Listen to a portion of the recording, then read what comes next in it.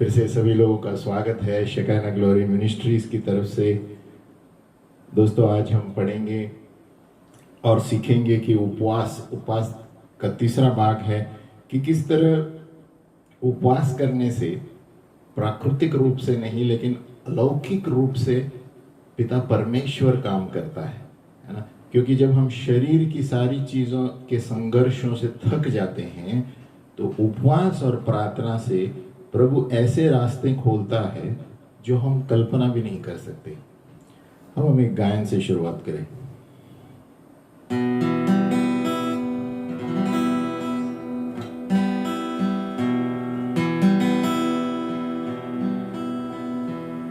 पवित्र आत्मा, पवित्र आत्मा, पवित्र आत्मा, पवित्र आत्मा, एक तू ही तो मेरा बल है और तुझ में ही जीवन है। एक तू ही तो मेरा गढ़ है, पाऊं तुझ में ही जीवन में। पवित्र आत्मा, पवित्र आत्मा, पवित्र आत्मा, तू यहाँ है। पवित्र आत्मा, पवित्र आत्मा, पवित्र आत्मा, तू यहाँ है। एक तू ही तो मेरा बल है और तुझ में ही जीवन है। एक तू ही तो मेरा गढ़ है, पाऊं तुझ में ही शरण में। पवित्र आत्मा, पवित्र आत्मा, पवित्र आत्मा, तू यहाँ है। पवित्र आत्मा, पवित्र आत्मा, पवित्र आत्मा, तू यहाँ है।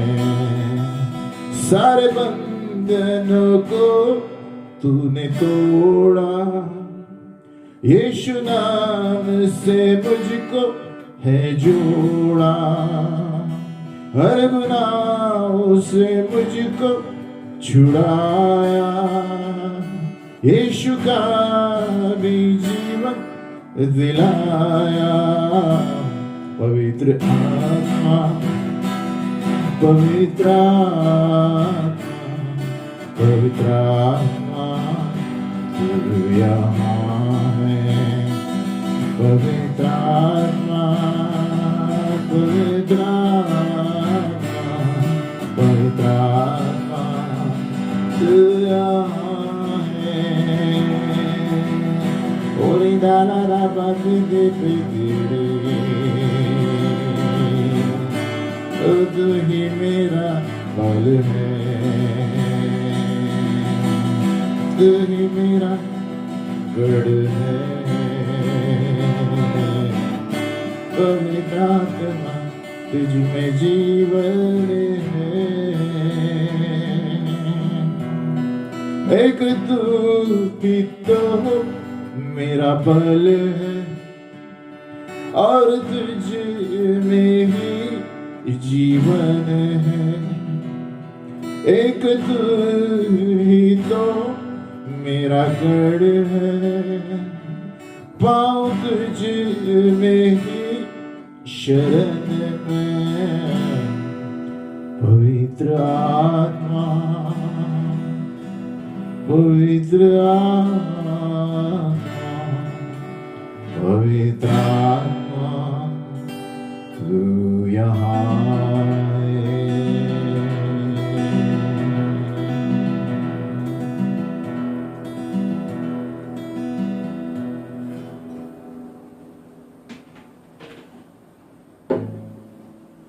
हाँ, सचमुच पवित्र आत्मा यहाँ है। पवित्र आत्मा के बगैर हम कुछ भी नहीं कर सकते, है ना। पिता ने पुत्र को भेजा, पुत्र ने आत्मा को भेजा, और पवित्र आत्मा के द्वारा हम जब देखते हैं सारे जो चमत्कार होते हैं यीशु के नाम से, है ना, इसलिए लोग आश्चर्यचकित हो जाते हैं कि ये कैसे हुआ है। तो अब हम देखेंगे उपवास के क्षेत्र में भाग तीसरा है। कई बार हमने पढ़ा था कि एजरा जो परमेश्वर का दास था, उसने कैसे उपवास करके, जब बंधुआई में बेबीलोन से लोग आ रहे थे, यात्रा में राजा से सैनिकों को नहीं मांगा। क्यों?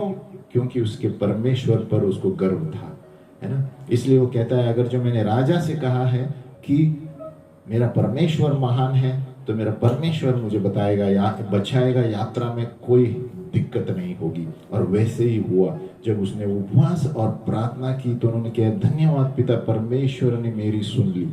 आज हम दूसरा उदाहरण देखेंगे जहां पर पवित्र शास्त्र से हम बता रहे हैं, बाइबल से हम बता रहे हैं, जहां पर एक राजा था यहोशाफत, है ना। उसके सामने बहुत सारे शत्रु आ गए, बड़ी भीड़ आ गई, और वो बहुत कम थे, शायद 10,000, और ये बड़ी भीड़ आ गई थी शत्रु की दो देशों से, है ना। हम पढ़ेंगे 2 इतिहास 20 में कि राजा ने क्या किया।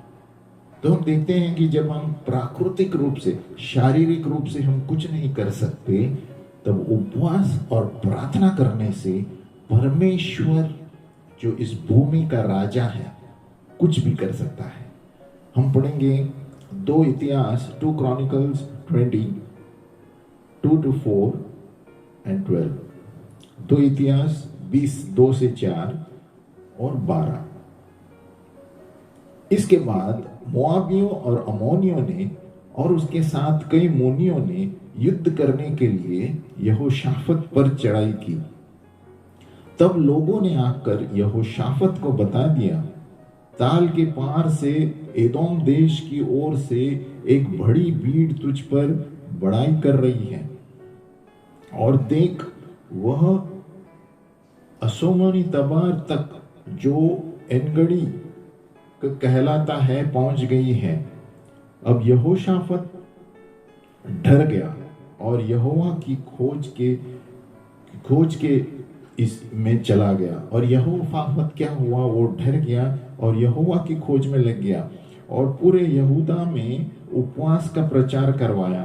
अतः यहूदी यहोवा से सहायता मांगने के लिए इकट्ठा हुए, वरन वे यहूदा के सब नगरों से यहोवा से भेंट करने को आए।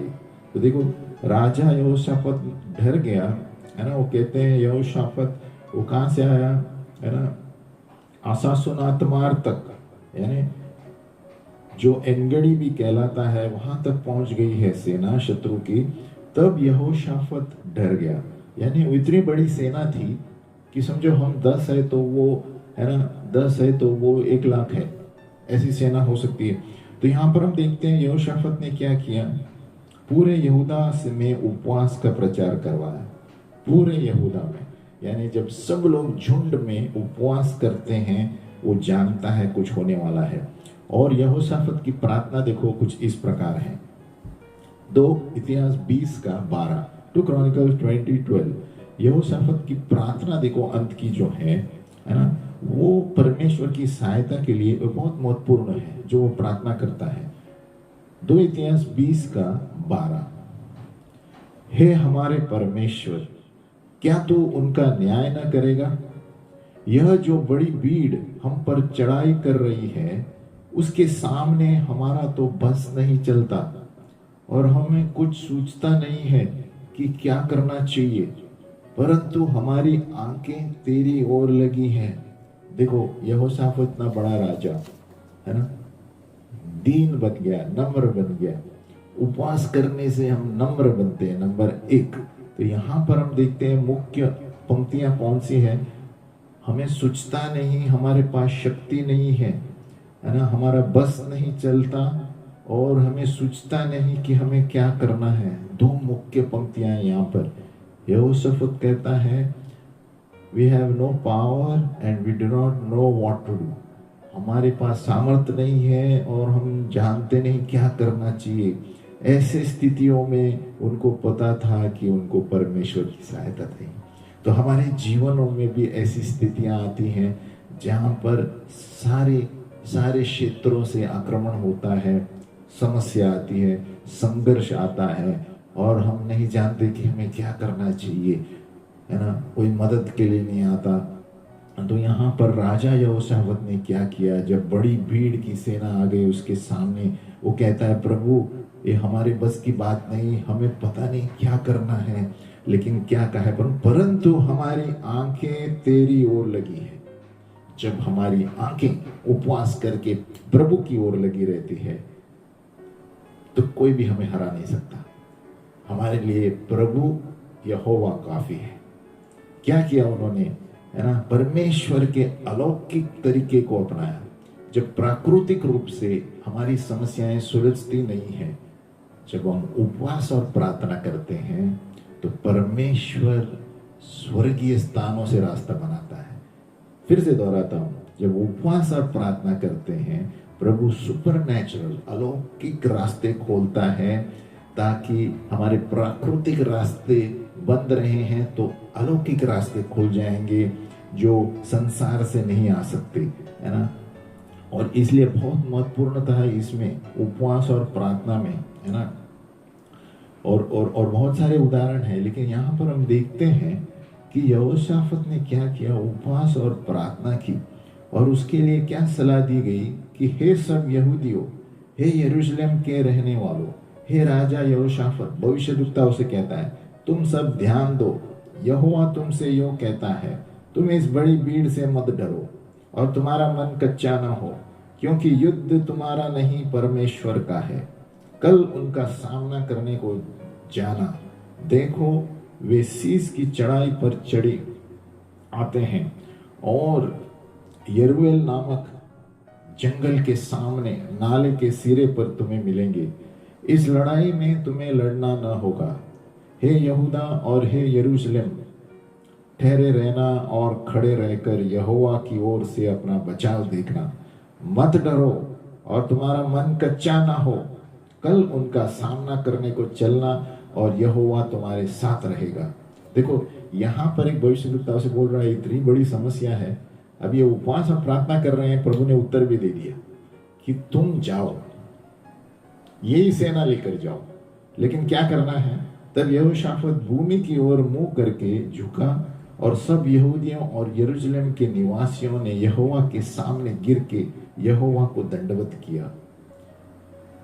कहातियों और कोहरियों में से कुछ लेवीय खड़े होकर इज़राइल के परमेश्वर यहोवा की स्तुति अत्यंत ऊंचे स्वर से करने लगे। वे सवेरे उठकर तकोआ के जंगल को और निकल गए, जंगल की ओर, और चलते समय यहोशाफात ने खड़े होकर कहा, हे यहूदियों, हे यरूशलेम के निवासियों, मेरी सुनो, अपने परमेश्वर यहोवा पर विश्वास रखो, तब तुम स्थिर रहोगे।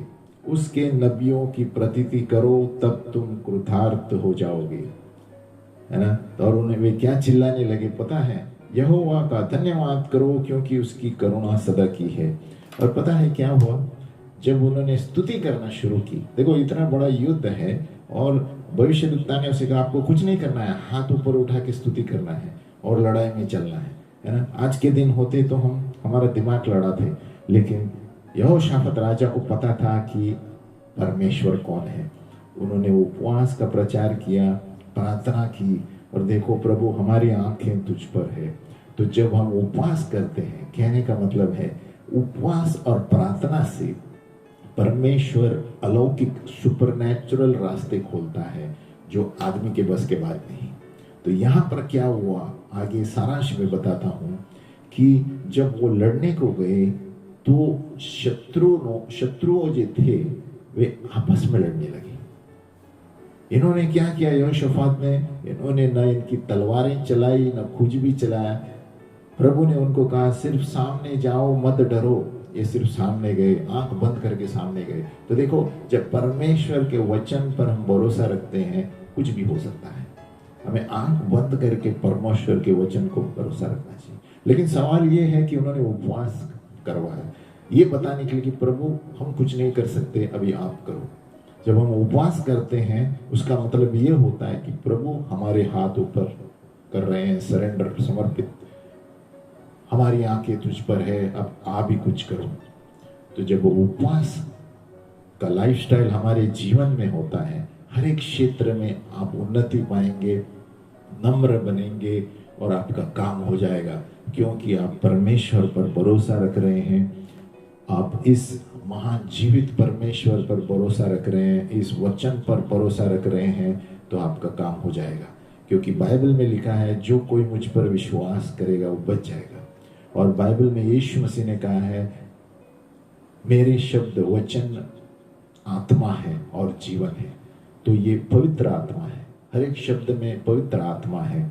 तो जब हम इसको आंख बंद करके सुनते हैं, अपना दिमाग न लड़ाते हुए, तो हम जीत जाएंगे और ऐसे रास्तों से बाहर निकलेंगे जो इस संसार वाले भी देख के चकित हो जाएंगे, है ना। जहां पर संसार वाले आपको बोलेंगे अरे कुछ नहीं हो सकता, ये चीज असंभव है, उस वक्त आप उपवास और प्रार्थना कीजिए, आप उनके सामने गवाही दे पाएंगे, देखो प्रभु ने कर दिखाया है। प्रभु ऐसे रास्ते खोलता है जहां पर कोई राह नहीं है। यहाँ पर क्या हुआ है पता है, ये लोग सिर्फ बोलते गए यहोवा का धन्यवाद करो क्योंकि उसकी करुणा सदा की है, यहोवा का धन्यवाद करो क्योंकि उसकी करुणा सदा की है। और जिस समय वे गाकर स्तुति करने लगे, उसी समय यहोवा ने अमोनियों, मोआबियों और सईर के पहाड़ी देश के लोगों पर जो यहूदा के विरुद्ध आ रहे थे, घातकों को बैठा दिया और वे मारे गए, क्योंकि अमोनियों और मोआबियों ने सहीर के पहाड़ों देश के निवासियों को डराने और सत्यानाश करने के लिए उन पर चढ़ाई की। और जब वे सहीर के पहाड़ी देश के निवासियों का अंत कर चुके, तब उन सबों ने एक दूसरे का नाश करने में हाथ लगाया। क्या हुआ देखो, एक दूसरे से ही झगड़े करने लगे। ये किसी ने सोचा था? नहीं। तो ये प्रभु कर सकता है जब हम उपवास और प्रार्थना करते हैं। जब हम उपवास और प्रार्थना करते हैं, परमेश्वर का दिमाग शुरू हो जाता है, हमारा दिमाग बंद हो जाता है, परमेश्वर अपना दिमाग लड़ाता है, क्योंकि प्रभु यहोवा उसकी ये भूमि है, सारा पैसा प्रभु का है इस धरती पर, सारी योजनाएं प्रभु की है, सारा राज्य प्रभु पर चलता है। तो आदमी तो सिर्फ चींटी के समान है इस महान वचन और प्रभु के सामने। तो जब हम उपवास करते हैं, ध्यान रखिए दोस्तों, भाई और बहनों, जब हमारी समस्याएं होती हैं तो यहोशाफत की तरह हमें भी उपवास करना चाहिए। उपवास करो और उस समस्या की तरह बताओ, प्रभु हम नहीं जानते, हमारे पास शक्ति नहीं है, पैसा नहीं है, आप, हमारी आंखें आपकी ओर हैं। ये जब हम बोलते हैं तो क्या होता है, हम दीन और नम्र हो जाते हैं। और जब हम दीन और नम्र हो जाते हैं, प्रभु हमें ऊंचा उठाता है ना। इसलिए याकूब में, जेम्स में दिया गया है, तुम अपने आप को नम्र बनाओ और प्रभु तुम्हें उठाएगा, ऊंचा उठाएगा। नम्र कैसे बनते हैं, दीन कैसे बनते हैं? उपवास रखने से। आप पुराने नियम में, बाइबल में देखेंगे तो वे लोग उपवास करके दीन होते गए। यानी उपवास करने से आदमी कमजोर हो जाता है और कमजोर होने से परमेश्वर को पुकारता है और तब प्रभु कार्य करता है कि सचमुच तुम मुझ पर भरोसा रखते हो, अपने आप पर नहीं। भले हम पढ़े लिखे होंगे, हमारा दिमाग सॉलिड होगा, बुद्धिमान होंगे, लेकिन अगर जो हम पिता परमेश्वर को नहीं मानते, हम गिर जाएंगे। क्योंकि प्रभु कहता है मेरे सिवा आप कुछ नहीं कर सकते। इसलिए जब हमने गाया, एक तू ही तो मेरा बल है और तू ही मेरा गढ़ है, पवित्र आत्मा, पवित्र आत्मा तू यहाँ है। तो पवित्र आत्मा के द्वारा हमारी सारी चीजें काम में आती हैं और पिता परमेश्वर पवित्र आत्मा के द्वारा बंद रास्तों को खोलता है। यहाँ पर हमने देखा यहोशाफत राजा हार गया, इतना बड़ा राजा, कहते हैं ट्रिपल सैनिक आ गए थे उससे, उसके शायद 10,000 थे, वो 10 लाख थे, कितने लाख थे पता नहीं।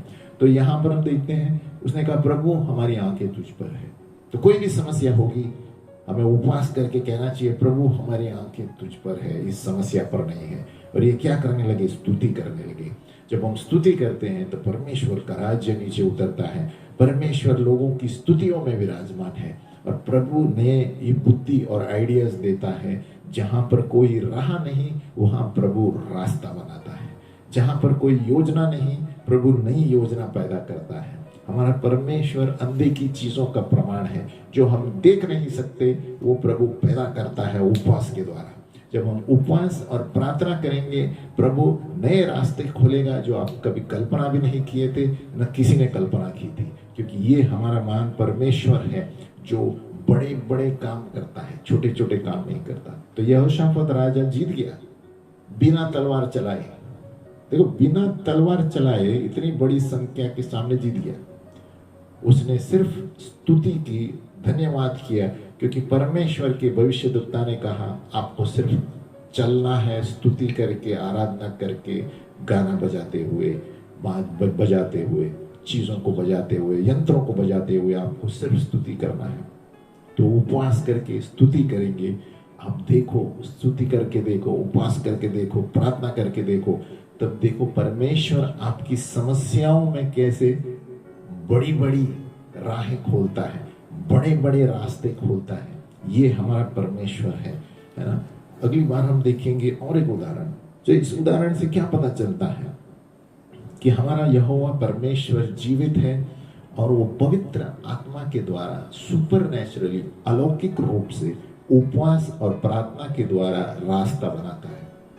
जहां कोई राह नहीं वहां परमेश्वर रास्ता खोलता है, स्वर्गीय स्थानों से रास्ता बनाता है। इसलिए यहोशाफात ने कहा प्रभु हमारे पास कोई शक्ति नहीं है, हमारी आंखें तुझ पर है। उसी तरह हमारे हर एक समस्याओं में, हर एक उलझनों में जब हम देखते हैं कि सब जगह से हम नाकामयाब है, कुछ हो नहीं सकता, उपवास करो, प्रार्थना करो। कोई भी समस्या के लिए, प्रभु के लिए अभी इतनी बड़ी समस्या में यहोशाफात ने न तलवार चलाई न आदमियों का इस्तेमाल किया। ये लोग ने सिर्फ आगे गए, सेना बन के आगे गए, युद्ध के मैदान में परमेश्वर ने काम किया। और इसलिए भविष्यद्वक्ता ने उसे क्या कहा है ना, तुम इस बड़ी भीड़ से मत डरो और तुम्हारा मन कच्चा ना हो, क्योंकि युद्ध तुम्हारा नहीं परमेश्वर का है। जब आपके जीवनों में समस्याएं आती हैं, जब आपको समझता नहीं है क्या है, मत डरो, युद्ध तुम्हारा नहीं है, परमेश्वर का है। परमेश्वर के वचनों को घोषित करो, उपवास करो, प्रार्थना करो, आपका काम हो जाएगा, हमारा काम हो जाएगा। तो उपवास और प्रार्थना से हम नम्र बनते हैं, और नम्र बनते ही प्रभु देखता है कि ये मेरा बेटा या बेटी अपने पढ़ाई पर भरोसा नहीं रखता है, अपने पैसों पर नहीं, लेकिन मुझ पे भरोसा रखता है। ध्यान रखें, हम दर्जे में या पोजीशन में कितने भी बड़े हो, लेकिन उपवास करके नम्र बनो। समस्याओं में प्रभु नए रास्ते खोलता है। हम फिर से गायन लेंगे कि तू मेरा बल है।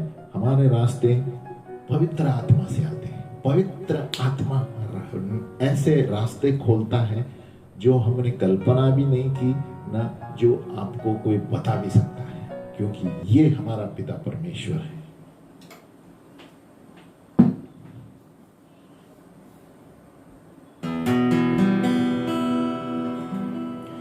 एक तू ही तो मेरा बल है और तुझ में ही जीवन है।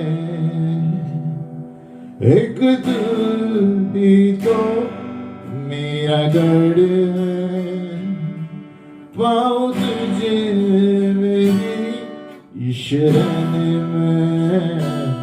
पवित्र आत्मा, पवित्र आत्मा, पवित्र आत्मा गुरु यहाँ है। पवित्र आत्मा, पवित्र आत्मा, पवित्र आत्मा गुरु यहाँ है। एक तू ही तो मेरा बल है और तुझे में ही जीवन है। एक तू ही तो मेरा गढ़ है, पाऊं तुझ में ही शरण में। पवित्र आत्मा, पवित्र आत्मा, पवित्र आत्मा, तू मेरा है। उपवास के द्वारा तू आ जा, प्रार्थना के द्वारा बचा जा। उपवास के द्वारा तू आ जा और प्रार्थना के द्वारा हमें नम्र बना। पवित्र आत्मा, पवित्र आत्मा, पवित्र आत्मा, तू यहाँ है। पिता परमेश्वर, हम धन्यवाद देते हैं प्रभु, तेरे बिना हम कुछ नहीं कर सकते प्रभु। हमारी आंखें तुझ पर है प्रभु। जैसे यहोशाफात ने प्रार्थना की प्रभु, हमारे समस्याओं में हमारी आंखें तुझ पर है। हम उपवास करके नम्र बनते हैं प्रभु, क्योंकि हमारे पास ताकत नहीं है। हम नहीं जानते क्या करना है ऐसी समस्याओं में प्रभु। प्रभु हमारी आंखें तुझ पर है। जैसे यहोशाफात और उसकी सेना ने स्तुति की, हम तेरी स्तुति और धन्यवाद करते हैं, क्योंकि तेरी करुणा सदा की है। जो दीन और नम्र बनते हैं तुझको तू उठाता है, उनको तू उठाता है प्रभु। हम आपके सामने दीन और नम्र बन के आते हैं प्रभु। हमारी समस्याओं को दूर कर प्रभु, यीशु के नाम में प्रार्थना करते हैं। और सभी लोगों ने कहा आमीन। फिर मिलेंगे।